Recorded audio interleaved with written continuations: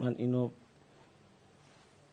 این خدمت شما یه قاشق معمولی، نگاه کنید سالم یا سالم نیستش. قاشق چای خوریه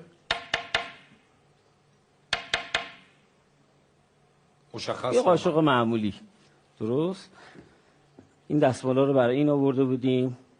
من برای اینکه دست به قاشق نزنم، من از شما میخوام دستتون رو بگیرین جلو. بفرم. داخل دستتون این دست. آره. یه گودی درست کنید که من اینو بتونم بذارم اون. گرما گرما گرما. حالا اتفاقی که من میخوام بیفته به این صورت،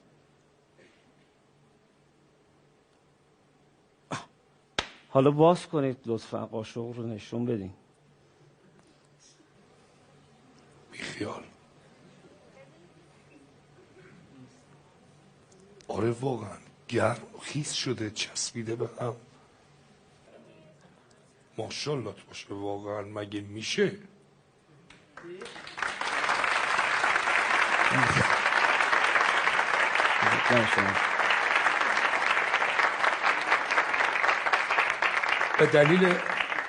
به دلیل از دست رفتن مجری و قبض روح شدنش بفرمایید برگردیم به خدمتتون هستم.